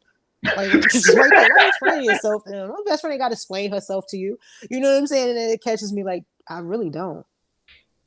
That's just like that Facebook incident earlier. Like, I don't have to respond to you. I don't have to explain this to you. You know what I'm saying? Like, and like you said, dig yourself deeper in the hole. Then you're explaining yourself to try to get out of the hole, and it's just like, why do I care here? Like, if you don't believe me, then, or if you don't understand it, and I give it to you on the surface, like, okay, where's this, that, and third, and then you hit me with like, well, hold on now. I'm not about to take this further to try to get you to understand. I put it out there, and if you can't receive that, then but I'm not about to drive myself crazy to try to make you understand.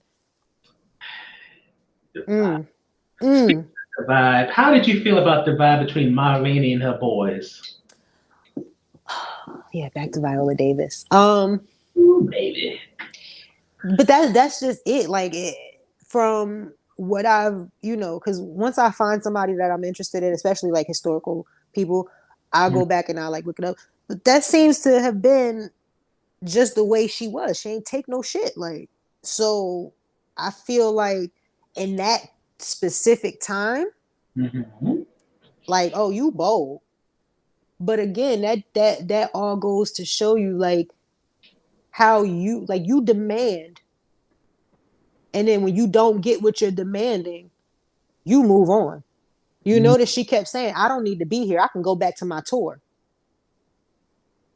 That's a beautiful position to be in. When you're saying to them, you need me. I don't need you right now. And I feel like because she put herself in that position, like Chadwick Boseman said, or like Levy said in the movie, when he starts talking about how Ma was, how the white man come and the white man ask her what she need, or the white man this and to her, and she do this. And even though they countered that, the rest of the band countered that with how the white people don't care. It's still a matter of, when you interact with her, there is a level of respect you are going to bring to her, and if you don't bring it, she's going to step to you. And I think when somebody demands that type of respect, especially a woman, and especially a dark skinned, you know she was a little hefty, but a dark skinned That was a hefty fat woman. suit. Huh? That was a fat suit. No, Ma Rainey was really hefty though. Oh, I meant like that. Yeah, in real life. Like, I'm not talking about just the character. I'm talking about like her, period. When Hmm. you demand that type of respect, it trickles over. You know what I'm saying? If you walk with your head held in the manner of, ain't nobody finna play me. Ain't nobody finna come over here and fuck with me. Then it carries over. People will see that, you know what, I don't, even if they can get the upper hand on her, it's just, I don't even feel like dealing with it. I could tell she's gonna be a headache. I could tell that she means what she says, so just go ahead and give her the respect. You know what I'm saying? Like, and it wasn't like she'd be backing down. I watched I watched the Bessie Smith movie and I watched this movie, and in both movies they characterize her as a don't take no shit type of woman. Hmm. So, you know, when you don't take no shit, that's from anyone, period. But I definitely, and then on top of that, it wasn't, she didn't take any shit, but then she looked out for her people. Hmm. So it was like the manner in which she was doing everything is like, nah, I'm y'all, you white people can kiss my ass. I'm here because this is gonna help my people. You know what I'm Especially saying? her stuttering nephew. Yeah, especially her nephew, and that set That her. got me emotional. Did it Cause she stuck by him even when the black people were saying this is a fucked up situation. Why are you doing this? And she kept exactly. like, he gonna get it. And she said, if I pay for it, then like I make more money. I make this thing more money than anybody else. Why? No. Mm-mm.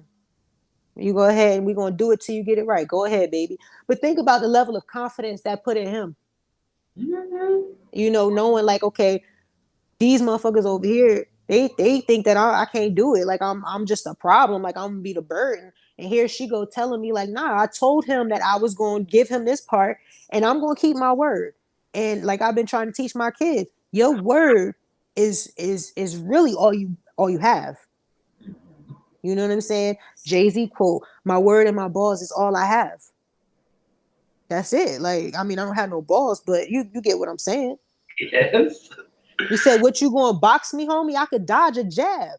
That lets you know right there. Like, I'm not concerned about anything else. Like, I'm gonna hold my word. I'm not worried about, you know what I mean, the repercussions of holding my word. If I said it, then that's what I meant. If I say he gonna do the intro, then he gonna do the intro. but what I also liked is even when it came to like Levy and Cutler and the whole situation around that, Mm, like she understood where they're coming from and she would still play with them afterwards, but at the same time, she never played either in front of the kid or behind the scenes. She never would Sylvester put made it seem like he was not worthy of something. And I right. think like we really have to appreciate how be a black woman back then and now, they will take a project person, believe in them, and if you show that you are worthy of that faith, they will love you forever. Mm-hmm. Yeah. Yeah. There's a Malcolm X quote. It's in one of my books. Fuck. That just means I need to reread them all. Um, it's something about how black women can't resist something about educating an uneducated person. So Mhm. it basically, in layman's terms, it was something to the likes of like a black woman can't look at a black man. I don't know if it was specifically a black man, but a black woman can't look at a man or a person, an uneducated person, and just let them be uneducated type thing, like without schooling and without trying to help them. I now I'm gonna have to go through all my Malcolm X books and see which one. I think it was, I want to say it was an autobiography because the other book that I read wasn't by him. It was by somebody else. But yeah, Um, like, but that's really what it comes down to. Like, you know, I hate to say like black women take on projects or whatever, but Yeah. when we care about somebody, we don't want to see you down. We want to see you and we want to see you in the way that we see you. And when I say that, I don't mean like I'm looking at you right now and I want to see you how I'm looking at you. No, it means that I'm looking at you right now, but I see you differently. I see you different from what you're presenting in front of me. I see you different from what the people view you as. Like I see you. I see your potential. I see where you could be. And I just want to push you to that point. Like I want you to be the best version of yourself and I want to help you tap into that because a lot of the times you got to think about it like this as a culture, you know, we've been conditioned, especially black men, you know, throughout the years conditioned to believe we are less than. You know what I'm saying? To believe that we're just not as good as them. You know what I'm saying? And then when you get a black man who throughout the years been told like, you ain't that good, you ain't good enough, you ain't good enough. You know what I'm saying? And you for a woman to look at you and see that the world has been coming down on you, the world has been coming down on you, and you starting to believe the world. Nah, mm-mm. They don't see you. You know what I'm saying? Like they don't see you. They see you, but they don't see you.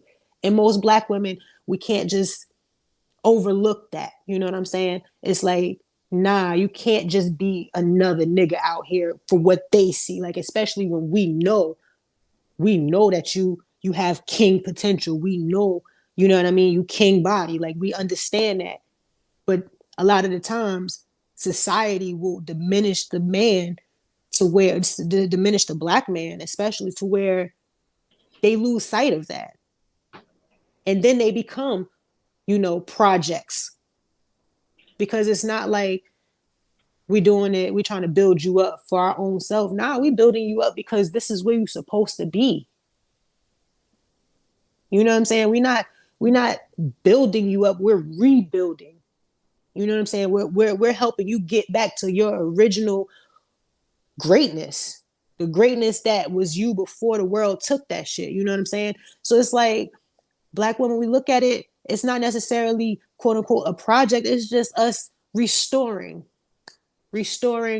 you back to your original dopeness before the world fucked it over, before the world told you wasn't shit. So yeah. Whew. That's a word. That's just. Mm. Yeah, because I like, you know how I get when I talk about people and their potential. Mm-mm. I know. I had learned to dial that down a long time ago, though. Hmm. Hmm. You ain't gonna be around me acting like you ain't great. You crazy as hell. No, I Mm-mm. had more so like seeing people's potential and trying not to get frustrated over them not hitting it as quick as I think they can or should. And you know what? I see a lot of that in you as well. Which Like the way that I am when I get like how I get frustrated with Rob because I'm like, bro, you like you it's talents here. You got these talents. Put these talents to work. You know what I'm saying? And I be feeling like, yo, I see you so much further than, you know, where you are right now, just because, you know, I think you're dope and I think the world would think you're dope if you put yourself out there, that type of thing. And I think that you look at people and you see that same thing. So, but again, it's just like you said, the frustration of you got to just kind of let people get into their own greatness. Fuck that. You take it too long. I mean, you gotta sometimes remind people that they are seen and that, yeah, just that they are seen.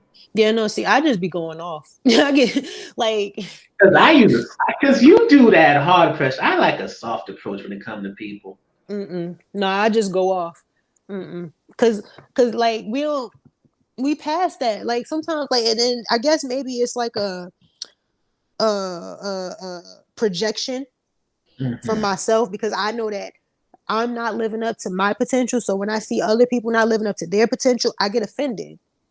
And I don't know why. It's just like, bro, you too fucking great to be sitting there. Like, remember when you was trying to get jobs and shit? And I'm like, bro, why you ain't putting all this extra shit that you do on your job on your resume?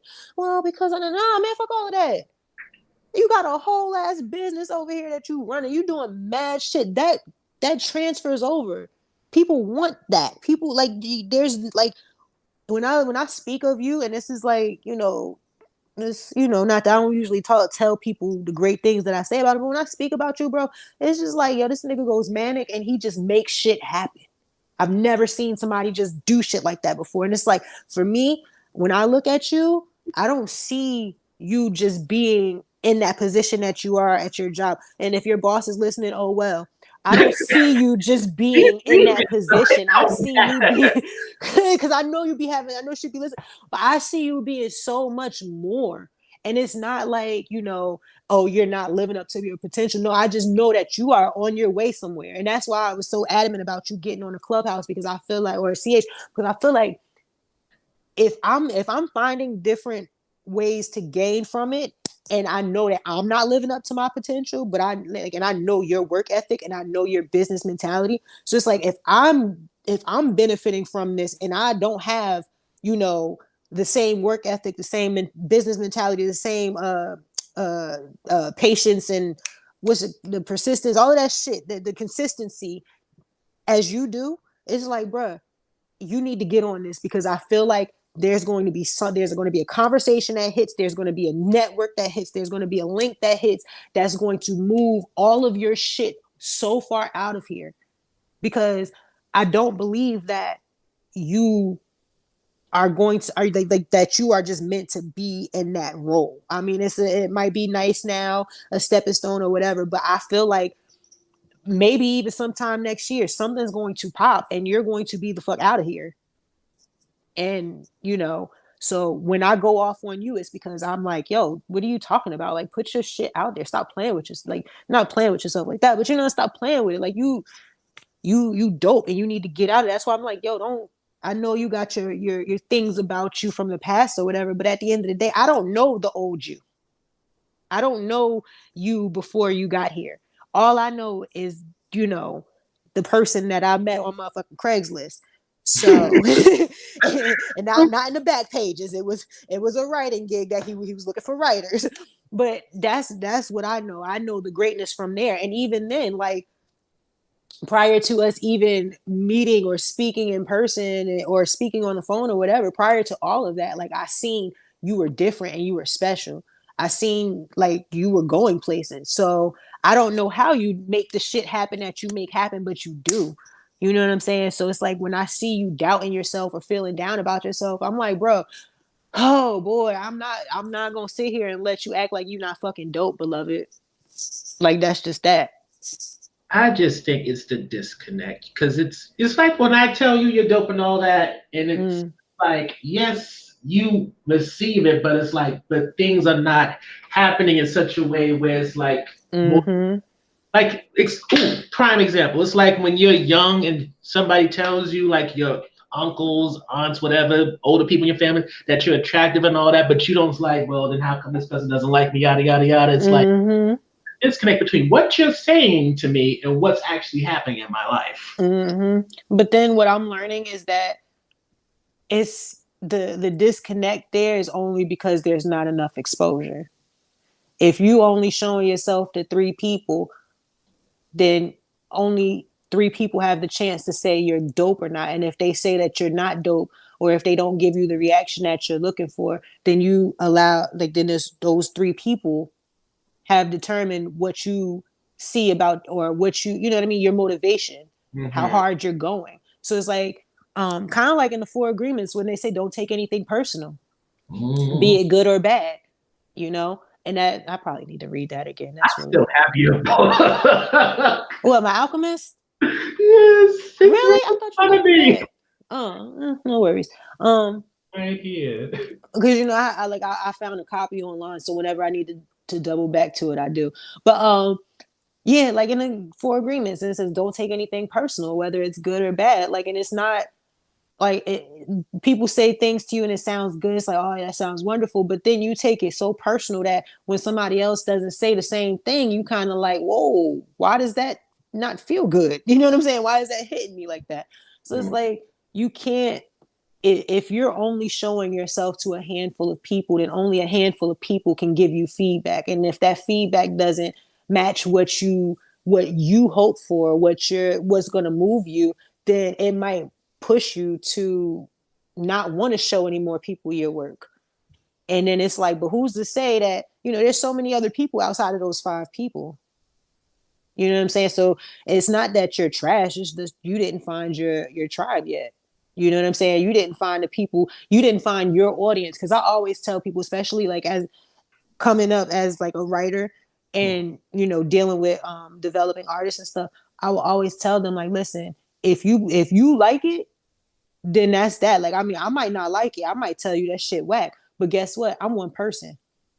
And that just means that it's not for me. If I don't like something, that just means it's not for me. If I write something and people take offense to it, you're not the audience that I was intending it for. The audience that I was intending it for, they're going to understand what I'm trying to say. They're going to understand what the message is here. They're going to receive it. And if you don't receive it, then it ain't for you. Because how they say what's for you won't miss you, and what misses you ain't for you. So if I produce something and it misses you, guess what? It wasn't for you. You're not the person I'm talking to. Move. You in the way. So when I tell you you're dope, if you get out there, you feel like you're not enough people, ain't showing you that, then all right, well, maybe I need to find more people. Excuse me. You can unfollow me. You're taking up space for somebody who might actually want to see my work.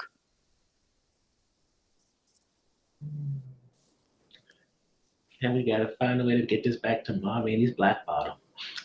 That part. I need to work on transitions.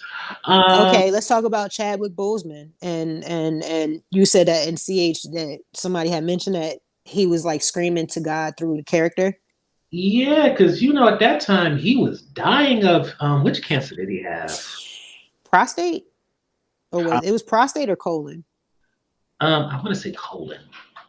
But either way, yeah, that was the hard part for me to Colon watch. cancer. Yep. Yeah, that was the hard part for me to watch because it was like, yeah. Oh, it's 9 o'clock. She's about to kick me out. Um, it was like not saying that he didn't do a good job because he did. He did an excellent job, He especially. acted his ass off. He gave us some Viola Davis snots.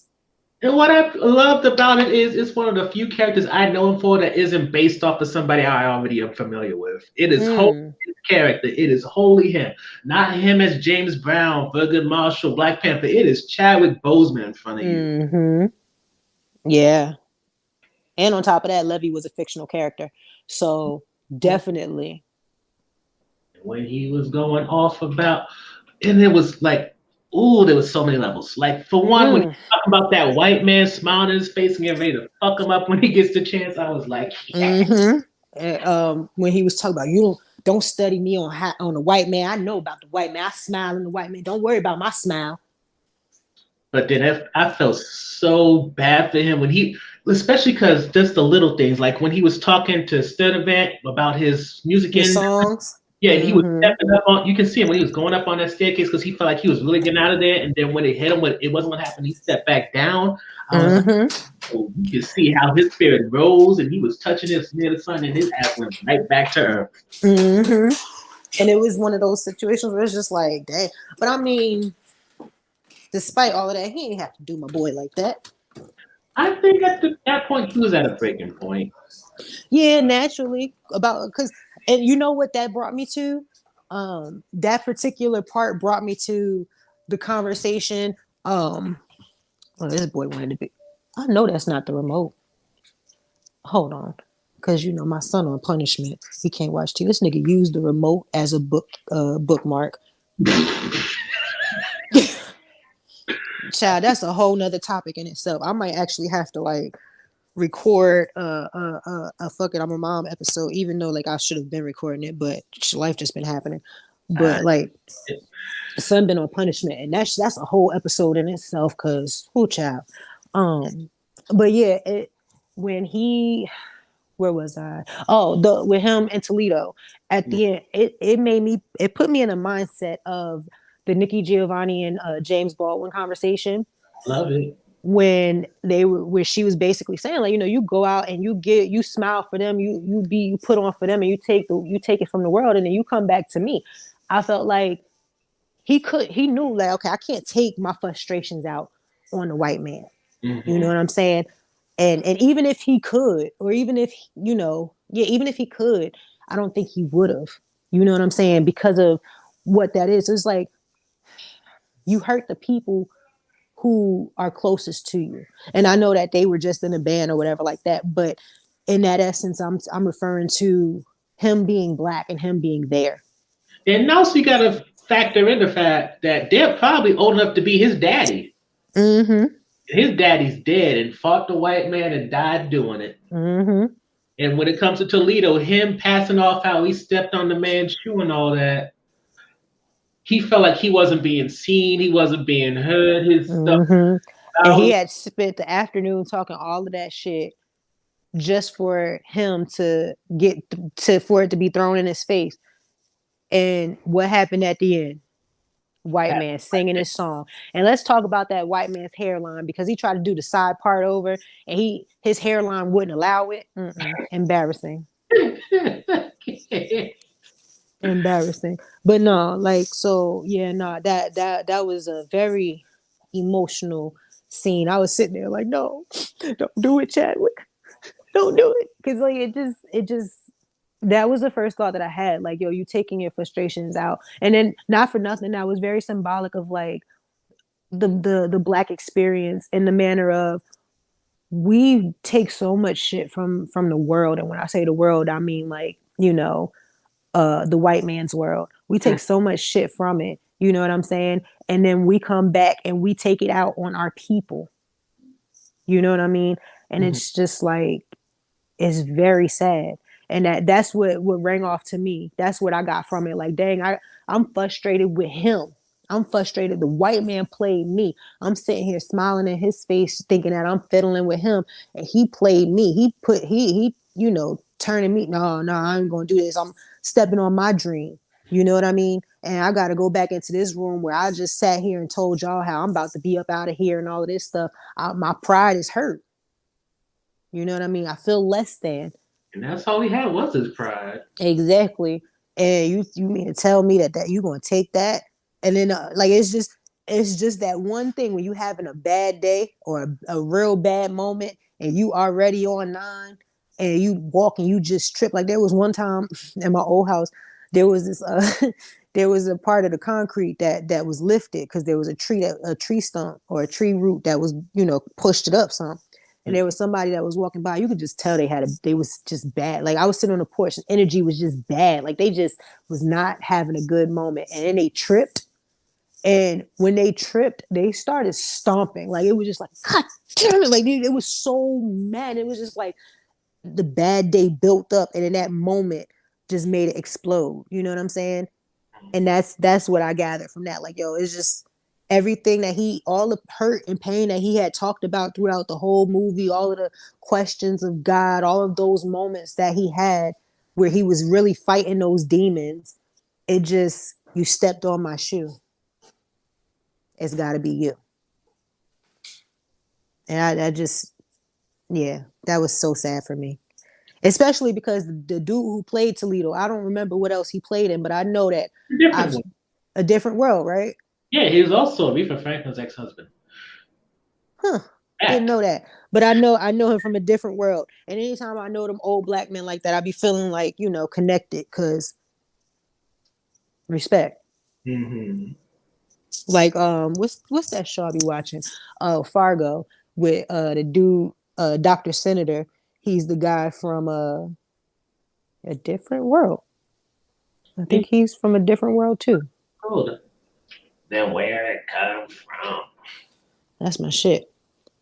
But yeah, so it was overall a good movie. And like I said, anytime Viola Davis anytime she Also, looks anytime she looks physically uncomfortable, she about to bring it. That whole movie, she looked hot. She was really sweating. That was not acting. She was sweating. They probably had her in that real Chicago heat.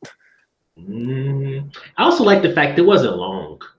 It wasn't. You know what? I was expecting it to be. Hold on, I have to burp. No. Okay. I was expecting it to be like a biopic, if you will. I don't know if it doesn't count as one. I was expecting it to be more, you know, talking about her life type thing. But it was, I like that it was just that one day. Everything took place in that one day. Like, I think when it's some stories where it just everything happens in one day like that, it'd just be so dope because it's like you're able to cut down so much greatness and just make this one particular part in time just a whole ass story. I thought that was really dope. But I felt also like it wasn't, like I was telling my sister, it's not one of those movies where you're going to, oh, I'm sorry, I heard somebody yelling upstairs. It's not like one of those movies where you're going to feel or look in and it'd be a whole bunch of different, how can I say it? Like action scenes and different, you know, locations, and you hear and you hear and you hear. Like, I feel like they more so stayed into the script. Like, it was more so about the dialogue and the monologues than it was, you know, moving around, changing locations, and we're going to be here and it's going to take place here. It was more so we have a message that we're trying to get to you. We're trying to say these things. And I feel like everything that was being said, every time she spoke, it was like, Black people, y'all need to listen. That's how I was feeling. Like, when white man don't care nothing about me. Once they get what they need from me, you know, that's it. They don't want nothing from me. So I'm gonna make sure I get everything I want from them before I give them what they need from me. And, Whoa. and I also kind of thought about it like once they have her voice, they own a piece of her. Exactly. And so, and I was thinking like even when it comes to comedy, like how Kevin Hart and some other comedies, they take your phones when you get into that set. Yeah. And when it came to Maureen, I was like, that's her way of making sure that she keeps making a profit. Because if you own a record, why do you need to go see her? You here, Exactly. They could just put the record on. you don't got to Yeah. 4 or 5 times. You don't got to go out to the boondocks or to the theater. You just put that record on and you own a piece of Ma Rainey. Well, That's why I really, when he was talking all of that shit, oh no, no, no, there was a miscommunication. He said, oh yeah, no, you forgot that I ain't signed them release forms, is what it was. Shit. It just, like, everything about the way she handled her business in that, it just was like a, hey yo, I need to be walking around like I'm motherfucking Shonda Nicole. Like, you know what I'm saying? Like, she said, no, we'll start when Madam say we start. Huh. I don't know what you thought was going on around here. Like, yo, just the way she carried herself, it was like, no, you're not just going to talk to me any kind of way. You're not going to tell me what to do and what I have to do. And if I tell you that this is one of my requirements, you either going to meet my requirement or I'm going to go. Like, it just, boundary setting at its finest. Anytime I see a woman like that, even if I don't like the woman, and this is modern terms, period. Whenever I see a woman who's like, no, this ain't gonna work for me, I get so excited. Like, anytime I see a Black woman like setting a boundary to somebody, and I just be like, even if like I don't agree with it or whatever. Whenever I see a Black woman standing up for herself and letting it be known, like, nah, that's not how this is gonna go. I feel empowered. Like, that's one of the most empowering feelings for me. Because it just, it's like it gives you the strength to remind you, like, hey yo, Shonda, if she know that she don't gotta put up with this shit, why you feel like you gotta put up with this shit? Then I hit the Iala. When you give up on yourself, beloved. woo. Mm. Yeah, that movie was a very, very good movie. And I feel like I hope that a lot of us watch it because we need to be reminded. And this is, you know, oh, I'm not my ancestor. I'm not my ancestor. With shit, I don't see too many people walking around letting it be known this is how it's going to go, because this is my life. And if you want something from my life, understand that this is how it's going to go. This is how I'm offering it to you. And this is, you decide how you're going to take it, but this is how it's being offered. And if you ain't all right with that, then you can keep it moving, because I can go back on my tour. I need me a tour so I can say that to people. What? Excuse me? Oh, no, I don't got to be here. I could be in the South on my tour. Be in the South, I could be building shit. You feel me? I could be in my workshop sanding some wood. Ain't nobody studying you. Ain't nobody studying you.